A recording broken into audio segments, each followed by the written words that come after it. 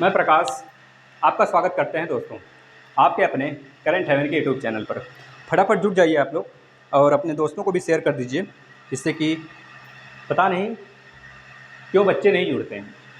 नहीं जुड़ने का कारण क्या है, खुद बता सकते हैं या फिर ये सेशन बाद में देखते हैं तो ये भी बता दिया करिए। सर हम बाद में देखते हैं, लाइव नहीं देख पाते हैं, बहुत सारे काम होते हैं।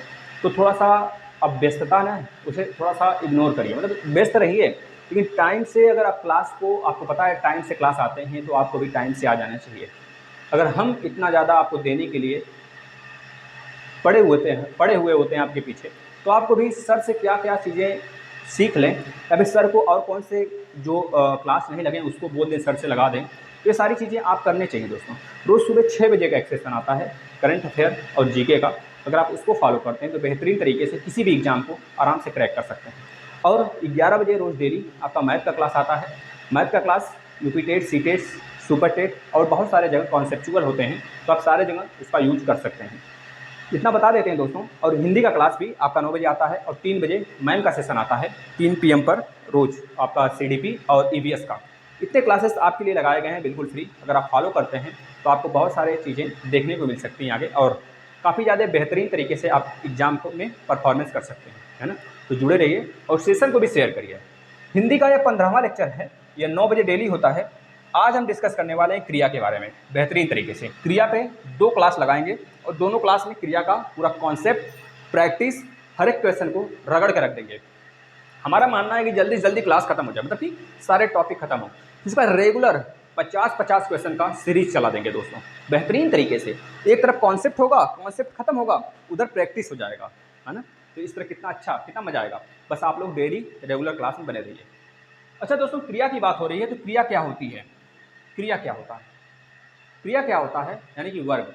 जिस शब्द में, लिखिए, जो बच्चे नोट्स बनाते रहते हैं वो लिखिए, जिस शब्द में किसी काम का करना अथवा होना पाया जाता है उसे क्रिया कहते हैं। जिस शब्द में किसी काम का होना या फिर करना पाया जाता है उसे हम क्या कहते हैं? क्रिया कहते हैं दोस्तों। क्रिया का सिंपल सा मतलब होता है काम, काम करना। क्रिया का जो सिंपल सा मतलब है दोस्तों, काम है। क्या है? काम है। सिंपल सा इसका मतलब है काम, कार्य, वर्क। इसका सिंपल सा मतलब है। जैसे हम एक एग्जाम्पल लेते हैं, रश्मि को दौड़ना पसंद है। हमने क्या बोला? 3 एग्जाम्पल लेते हैं। रश्मि को दौड़ना पसंद है। 1 मिनट रुकिएगा। रश्मि को दौड़ना पसंद है, पहला एग्जाम्पल। आप लोग बताइए इसमें क्रिया क्या है? दूसरा एग्जाम्पल लेते हैं दोस्तों, तनु का भोपाल जाना तय है। तनु का भोपाल जाना तय है। तीसरा एग्जाम्पल लेते हैं, मोहन का टूर्नामेंट, किसी भी हो सकता है, मैच का हो सकता है फुटबॉल का हो, मोहन का टूर्नामेंट में खेलना निश्चित है। मोहन का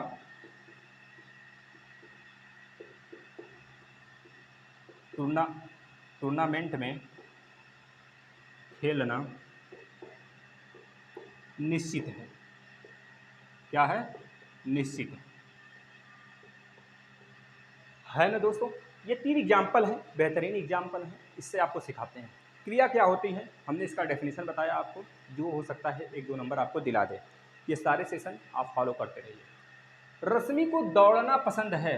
रश्मि को दौड़ना पसंद है, तो यह दौड़ना ही क्या है? रश्मि द्वारा किया जाने वाला काम है, रश्मि द्वारा किया जाने वाला कार्य है। रश्मि यही कर रही है। अगर इसको हटा दें तो रश्मि को पसंद है। रश्मि को क्या पसंद है? लड्डू पेड़े खाना पसंद है, काम करना पसंद है। वैसे लड़कियों को तो काम करना शायद ही पसंद होता होगा, कुछ को छोड़ दे तो कुछ होती हैं जो कि कह लीजिए कि पढ़ना नहीं चाहती हैं। और लड़कियों को पढ़ाना न पढ़ाना ये इनके पिताजी के हाथ में होता है, इनके फैमिली के हाथ में होता है। और लड़कियों को पढ़ना या फिर न पढ़ना उनके खुद के जिद पर निर्भर करता है। अगर वो जिद करती हैं तो उनके पिताजी खुद पढ़ाएंगे। और लड़कों की जिद, लड़कियों का जिद एक सपना अगर बन जाता है तो वो बहुत खलता है। लेकिन यही सपना अगर सच हो जाता है ना, तो बहुत आनंद आता है, समझ रहे हैं ना। तो रश्मि को दौड़ना पसंद है, तो यहाँ पे दौड़ना क्या है दोस्तों, क्रिया है। इसी तरह तनु का भोपाल जाना, यहाँ पे जाना जो आया है जाना, अगर इस जाना को हटा दें तो पढ़िए इस पूरे सेंटेंस को। तनु का भोपाल तय है, तनु का भोपाल क्या तय है, गाना तय है, जाना तय है, बजाना तय, क्या तय है, जाना तय है। तो ये जाना और दौड़ना क्या है, एक क्रिया है। इसी तरह मोहन का टूर्नामेंट खेलना निश्चित है, अगर इस खेलना को ही उठाकर यहाँ से गायब कर दें, छू मंत्र कर दें, तो मोहन का टूर्नामेंट निश्चित है। निश्चित है, हो सकता है आपको ये सेंटेंस अच्छा लग रहा हो सुनने में, लेकिन इरर है ग्रामेटिकली इसमें। क्या इरर है, क्योंकि इसमें क्रिया ही नहीं है। टूर्नामेंट निश्चित है, किस चीज़ का टूर्नामेंट निश्चित है, क्या टूर्नामेंट निश्चित है, टूर्नामेंट दौड़ना निश्चित है, टूर्नामेंट भागना निश्चित है, टूर्नामेंट खाना निश्चित है, टूर्नामेंट खेलना निश्चित है। तो आप बोलेंगे सर टूर्नामेंट खेलना निश्चित है। ये बिल्कुल परफेक्ट है, यानी कि यह आपका क्या है, क्रिया है दोस्तों। इस तरह से हमने देखा कि यह क्रिया है। जैसे हम बोले दौड़ से, दौड़, दौड़ से बना दौड़ना, दौड़ से बना दौड़ना, जा से बना जाना, खेल से बना खेलना। दौ, दौ से बना दौड़ना, जा से बना जाना, खे से बना खेलना। जो दौ है, जो जा है और जो खेल है, ये धातु हैं। अब धातु और यौगिक क्या होते हैं आगे चर्चा करेंगे, घबराइएगा नहीं। लेकिन दौ से बना दौड़ना, जा से बना जाना, खे से बना खेलना, यानी कि धातु जो है मूल रूप है क्रिया का, और उसी धातु से निर्माण होता है क्रिया का। ये चीज़ें याद रखेंगे। आपके एग्जाम में पूछा गया है दोस्तों कि किस चीज़ से हम क्रिया का निर्माण करते हैं, क्रिया से मतलब क्रिया किससे बनता है, तो बता देंगे धातु से बनता है क्रिया। अब ध्यान से सुनिएगा धातु क्या होता है। धातु, यहाँ पे धातु और यौगिक का भी जिक्र हुआ है ना, तो ध्यान से सुनते रहिए। धातु क्या है आखिर, धातु क्या है दोस्तों, धातु क्या है। धातु का डेफिनेशन पहले सुनिएगा। धातु जिस मूल शब्द से क्रिया बनता है उसे धातु कहते हैं। जैसे दौ से दौड़ना, जा से जाना, खे से खेलना आया था, यह मूल रूप हैं, मूल शब्द हैं। दौ, जा और खे, क्या बोले हम, दौ, जा और खे, दौ, जा और खेल, यह सब क्या है दोस्तों, मूल रूप हैं, मूल शब्द हैं। अगर सब में हम ना लगा दें, दौड़, दौड़ होगा दोस्तों, यहाँ पे दौड़ नहीं, दौड़ होगा, दौड़, जा, खेल, अगर इन सब में अगर लास्ट में ना लगा देते हैं तो बन जाता है क्रिया। तो याद रखेंगे धातु के मूल शब्द में, यानी कि जिस मूल शब्द में हम ना लगा देते हैं लास्ट में, जैसे कि तत्सम होता है, तद्भव होता है, सॉरी क्या होते हैं, उपसर्ग और प्रत्यय होता है, तो प्रत्यय के रूप में अगर हम ना लगा देते हैं तो बन जाता है क्रिया। लेकिन धातु में, मूल शब्द में जिसमें लास्ट में ना लगा दिया वो बन गया क्रिया दोस्तों, जैसे हमने आपके सामने दिखाया। अब धातु का भी दो रूप होता है, धातु का भी दो रूप होता है, एक मूल धातु होता है, एक यौगिक धातु होता है। कौन कौन से, एक मूल धातु होते हैं, एक मूल धातु होता है, एक यौगिक धातु होता है। ध्यान से सुनिएगा दोनों का डेफिनेशन। यौगिक धातु, मूल धातु होता है, यौगिक धातु होता है। अच्छा, मूल धातु क्या होता है, मूल धातु ध्यान से सुनिएगा और कॉपी पे नोट करते रहिएगा। मूल धातु स्वतंत्र होती है। मूल धातु क्या होती है दोस्तों, मूल धातु में स्वतंत्र होते हैं, यह किसी दूसरे धातु पर निर्भर नहीं करते हैं, यह किसी दूसरे धातु पर निर्भर नहीं करते हैं। जैसे अगर बात करें पढ़, पढ़, लिख, पी, चल, यह सब सारे वर्ड जो होते हैं, जैसे हम बात करें पढ़, लिख, चल, तो ऐसे सारे वर्ड, ऐसे सारे शब्द जो बिल्कुल शुद्ध होते हैं, जो बिल्कुल स्वतंत्र होते हैं, उन्हें हम क्या कहते हैं, धातु मूल, यानी कि मूल धातु कहते हैं। अगर इसी के साथ हम पढ़ना, लिखना, चलना, लिखवाना, पढ़वाना, अगर ये सब लगा दें तो ये धातु के प्रकार हो जाते हैं। हम आपको बताएंगे, मतलब कि क्रिया हो जाते हैं, धातु के प्रकार नहीं क्रिया। और धातु के प्रकार में यौगिक धातु भी इसी से बनते हैं, हम आपको दिखाएंगे अभी बना के। तो याद रखेंगे पढ़, लिख, चल, यह क्या हो गए, मूल धातु हो गए। अब इन्हीं मूल धातुओं से क्रिया का निर्माण होता है दोस्तों, जैसे हमने बताया ना लगाकर, है ना। चलिए अब हम बात कर लेते हैं यौगिक क्या होता है। यौगिक क्या होता है, यौगिक क्या होता है दोस्तों, यौगिक धातु क्या होता है, पहले बता दीजिए। यौगिक धातु जैसे मूल धातु में क्या था, यह स्वतंत्र था अपने आप में, ये किसी दूसरे धातु पर निर्भर नहीं करता था, अपना ही लेकर चलता था। जैसे हम और आप क्या हैं, स्वतंत्र हैं। हम आपको पढ़ा रहे हैं, आप स्वतंत्र तरीके से पढ़ रहे हैं। अब आपको कोई पीट पीट कर बोलेगा पढ़ो पढ़ो एग्जाम है, तो आपको पढ़ने में खुद नहीं मन लगेगा, आप खुद नहीं पढ़ना चाहोगे, बल्कि टाइम वेस्ट करोगे। जिसमें आपका मन लगेगा वही काम न करेंगे, वो काम अच्छे से होगा। उसी तरह मूल धातु है, मूल धातु बिल्कुल स्वतंत्र है अपने आप में, यह इससे अनेक क्रिया बनते हैं और यह मूल है। मूल का मतलब ये होता है खुद में एक स्वतंत्र, है ना। तो पढ़, लिख, चल, पी, खा, ये सारे जो हैं शब्द जो हैं दोस्तों मूल धातु के अंतर्गत आते हैं। अच्छा, अब यौगिक धातु क्या होता है, क्योंकि धातु के दो भेद होते हैं, एक मूल धातु होता है, एक यौगिक धातु होता है। तो यौगिक धातु क्या होता है, यौगिक धातु अपने आप में स्वतंत्र नहीं होता है। जिस प्रकार से मूल धातु अपने आप में स्वतंत्र था, लेकिन यौगिक धातु आपस में स्वतंत्र नहीं है। ये किसी प्रत्यय के योग से बनता है। प्रत्यय, उपसर्ग, प्रत्यय के मतलब लास्ट में लगना, उपसर्ग मतलब पहले। ये हम पढ़ाएंगे बिल्कुल विधिवत, दो मतलब कि करीब आपको 200 से 300 वर्ड पढ़ाएंगे प्रत्यय उपसर्ग में बेहतरीन तरीके से। अब यौगिक धातु कैसे बनते हैं, जैसे चलना से चला, चलना से चला, ये एक यौगिक के रूप में देखे जाते हैं, यौगिक धातु के रूप में जाकर। जैसे देखना से दिखा, देखना से दिखा, ये एक यौगिक धातु है दोस्तों। दिखना, चलना, ये सारे। जैसे बात करें खाना से खिला, खाना से क्या बना, खाना से खिला बना, खिला। इस तरह आप बहुत सारे वर्ड, बहुत सारे शब्द इजहात कर सकते हैं, अपने आप बना सकते हैं। जैसे पढ़ना से पढ़ा, यह क्या है, यह भी एक तरह से यौगिक धातु है। तो यौगिक धातु अगर आपको समझ में आ गया, तो यौगिक धातु की रचना कैसे होती है उसकी तरफ चलते हैं।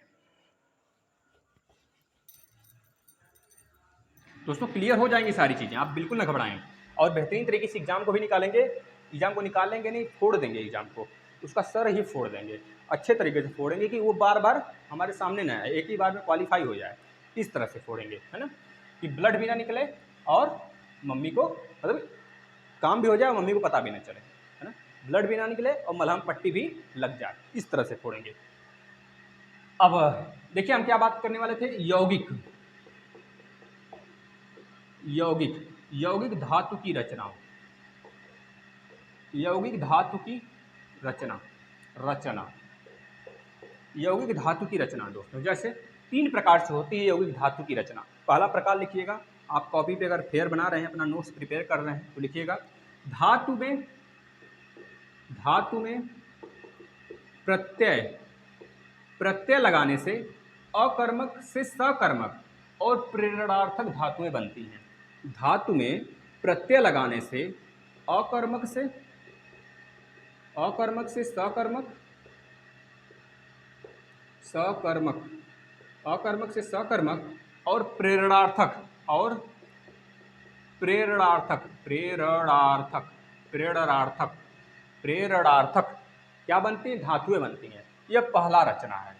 अब प्रेरणार्थक क्या होता है, सारी चीजें जाननी है, आपके दिमाग में खटक रहा होगा, अकर्मक सकर्मक भी खटक रहा होगा। इसके जो चर्चा है हम नेक्स्ट वीडियो में करेंगे अकर्मक सकर्मक का। प्रेरणार्थक का मतलब वही बताएंगे, आप ध्यान से सुनते रहिए।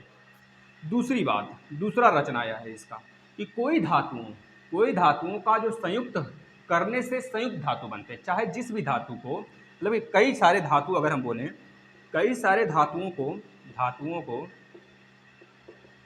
संयुक्त करने से मतलब मिलाने से संयुक्त धातु बनता है। संयुक्त धातु का मतलब आपको समझ में आ रहा है ना, संयुक्त धातु का मतलब होता है कि बहुत सारे शब्द हैं, मूल शब्द हैं, उसी को मिला दिया जाए तो संयुक्त धातु मतलब मिला जुला कर धातु बन जाते हैं। यह दूसरी रचना है यौगिक की। तीसरी रचना क्या है यौगिक का, ध्यान से देखिएगा दोस्तों, इस पर हम आपको एग्जाम्पल लेके भी समझाएंगे। संज्ञा या विशेषण से नाम धातु बनते हैं। संज्ञा, संज्ञा या विशेषण से, या विशेषण से, या विशेषण से नाम धातु बनते हैं, नाम धातु बनते हैं।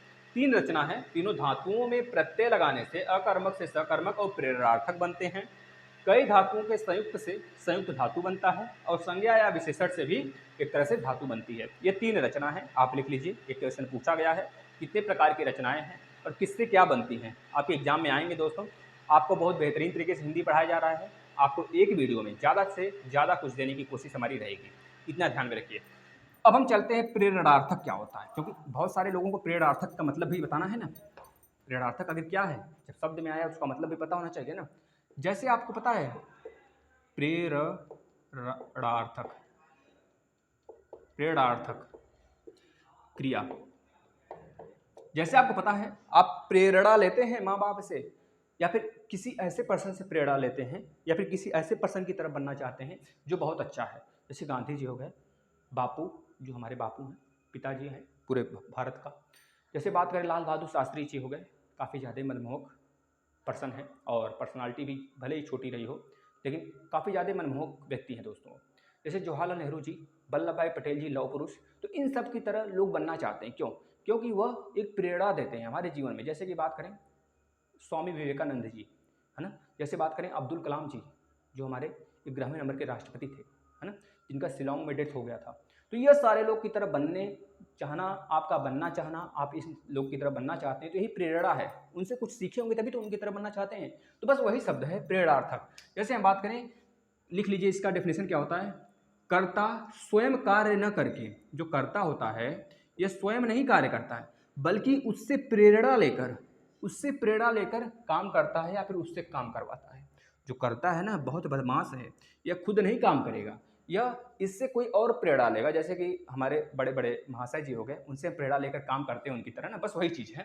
कर्ता खुद काम नहीं करता, इसकी तरह, या फिर यह खुद काम करवाता है, या फिर काम करने के लिए प्रेशर करता है। जैसे हम बात करें करना, करना का अगर हम बोले प्रेरणार्थक शब्द बताइए क्या बनेगा, तो बोलेंगे करवाना। करवाना प्रेरणार्थक है करना का, और कराना, कराना भी प्रेरणार्थक है। जैसे हम बात करें लजाना, लजाना का प्रेरणार्थक बताइए, लजाना का तो बताएंगे लजवाना होगा प्रेरणार्थक। जैसे खाना, खाना का प्रेरणार्थक क्या है, तो बोलेंगे खिलवाना। जैसे बोलेंगे काटना, काटना का प्रेरणार्थक क्या है, तो बोलेंगे कटवाना। जैसे चलना, चलना का प्रेरणार्थक क्या है, तो बोलेंगे चलवाना। जैसे देना, देना का प्रेरणार्थक क्या है, तो बोलेंगे दिलवाना। जैसे बोलेंगे लिखना, लिखना का प्रेरणार्थक क्या है दोस्तों, तो बोलेंगे लिखवाना। जैसे बोलेंगे हंसना, तो हंसवाना। कटना मतलब काटना का कटवाना, और कटाना दोनों हो सकता है। जैसे बोलेंगे, और बहुत सारे हैं, आप प्रैक्टिस कर सकते हैं इस तरह से। प्रेरणार्थक शब्द यह होते हैं। अगर आपको समझ में आ गया हो तो आप लिख सकते हैं, और नोट्स प्रिपेयर करिए दोस्तों अपना। और क्या एक वर्ड रह गया है, यौगिक क्रिया क्या होता है, अब इसके बारे में चर्चा कर लेते हैं। धातु क्रिया के बारे में हो गया, यौगिक क्रिया क्या होता है। यौगिक क्रिया, दो या दो से अधिक, दो या दो से अधिक, दो या दो से अधिक, दो या दो से अधिक धातुओं और दूसरे शब्दों के संयोग से, या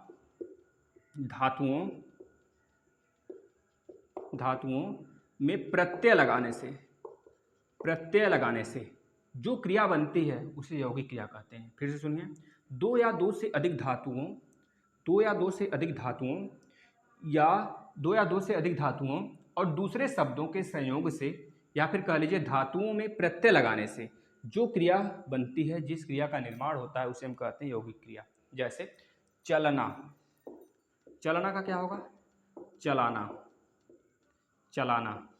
जैसे राधा, राधा, एक मिनट वेट करें, चलिए अभी इसको हम लेंगे, घबराइए मत। जैसे हम बात करें एक रोना, रोना धोना, रोना धोना आपने सुना होगा, यह भी यौगिक क्रिया है दोस्तों। देखिए मिल रहा है ना दोनों क्रिया, दो धातु, अभी तो बोले दो धातुओं के मेल से बने या फिर प्रत्यय लगाने से बने, ऐसी क्रिया को यौगिक क्रिया कहते हैं। तो दो धातुओं हैं, रोना धोना दोनों धातु है, चलना से चलाना हो गया, ये आपका क्या है, प्रत्यय लग गया पीछे, समझ रहे ना, ये प्रत्यय ही तो लगा है ना, इस तरह की। जैसे बात करें और उठना, उठना से क्या होगा, उठाना, उठना से क्या होगा, उठना से उठाना। एक मिनट, इसको कर लीजिए उठना बैठना, उठना बैठना दोनों क्रिया हो गया, मतलब दोनों धातु हो गए, दोनों क्रिया हो गया उठना बैठना, दो क्रिया से मिल गया तो यह हो गया यौगिक क्रिया, यानी संयुक्त क्रिया, समझ रहे हैं ना। जैसे बात करें उठना का एक चीज़ और हो सकता है, उठ जाना, उठ जाना, उठ जाना, खा लेना, खा लेना, चल देना, ये सब क्या है, ये सब के सब यौगिक हैं दोस्तों, यौगिक क्रिया है ना, याद रखेंगे। ये सेशन यहीं पे समाप्त होता है। अगर आपको सेशन अच्छा लगा हो तो ज़रूर से ज़रूर शेयर करिएगा, लाइक तो करना नहीं भूलिएगा दोस्तों। अगर आपको लगता है कि हमारे सहारे, मतलब हम अगर दोस्तों को अपने शेयर करके सर के लिए कुछ हेल्प कर सकते हैं तो आप ज़रूर करिएगा। क्रिया 2 प्रकार के होते हैं। इसके बाद से स्टार्ट करते हैं। सकर्मक, अकर्मक। सकर्मक का मतलब जिसमें कर्म छिपा हो, कर्म के साथ हो क्रिया, और जिसमें कर्म के साथ ना हो वह अकर्मक। सकर्मक भी 2 प्रकार का होता है ना। तो इस पर चर्चा कल करेंगे और आप लोग ध्यान से बने रहिए और लास्ट तक बने रहिए। सारे क्लासेस फॉलो करिए दोस्तों। धन्यवाद।